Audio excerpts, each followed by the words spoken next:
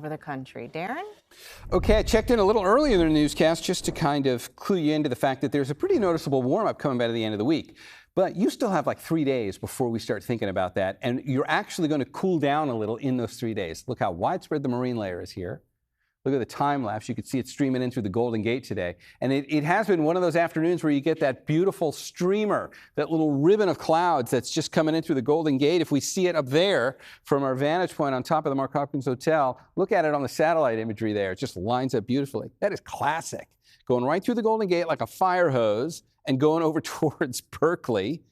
Just that little narrow ribbon. That is so cool. All right, let's see what happens next. Let's come out for the wide view, because if this is looking at the last 3 hours of satellite imagery, let me show you what the next 12 hours will be. This is the Futurecast. That brings you ahead to tomorrow about 6 a.m. So the marine layer is going to get a little more intense over the next couple of days. This is why we're going to actually cool down just a little bit to start the week before we do the noticeable warm-up by the end of it.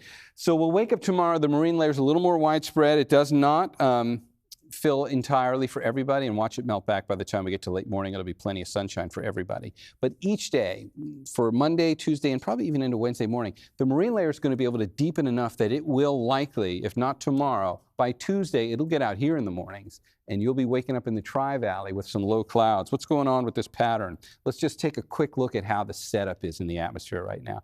Nothing really terribly obvious shows up on satellite at all. In fact, you don't see anything, but when you look at this on the water vapor, you can see an area of low pressure right off the coast. Watch that little counterclockwise spin and notice it's stationary. And I know we've looked at this a lot over the last week and a half, so you might be thinking, well, what's out of the ordinary? That's always there. No, it's not. You're not supposed to have areas of low pressure like that coming out of the Gulf of Alaska and coming right to California. But there's another one. This is like the third one we've done over the last 3 weeks. This is why it has been relatively cool and stable for us, why it's certainly below average anywhere near the water and relatively comfortable and about average if you're inland. That's the reason why, and it's just kind of stuck there. And if we look at the forecast on it, you're looking at the last 12 hours. If we put a little bead of energy on there and look at the forecast, we'll play this all the way through Wednesday. It's still there. That's Wednesday. So we're staying put just like this. The marine layer deepens, goes farther inland each day. We stay relatively comfortable. And then when that leaves on Thursday, watch what happens. Let's go back to that forecast for temperatures. And this is what we looked at the top of the newscast. I'll show it to you one more time on here. For your comparison, here are your daytime highs for tomorrow. And for like Monday, Tuesday are like this. Wednesday gets a little warmer, but the first half of the week is like this.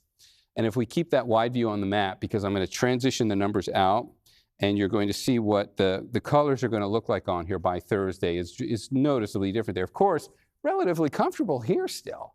But if you're inland, you're really going to feel this warm up. Look at the numbers. These are your Thursday daytime highs, and now this is when we are getting near 100. Inland East Bay, you'll be getting near it.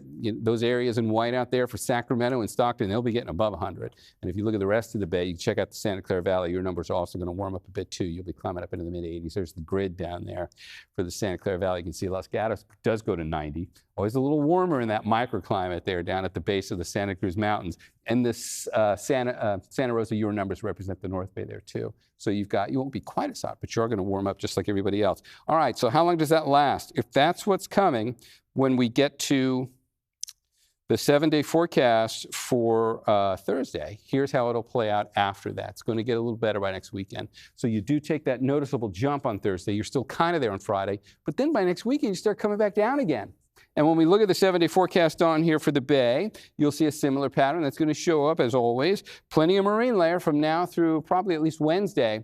And then by Thursday, when that warm-up kicks in, maybe a little less of it, and San Francisco goes to 70 degrees on Thursday. It's not a heat wave, but that's a noticeably warm day. See you with more in the next half hour. Vern, over to you.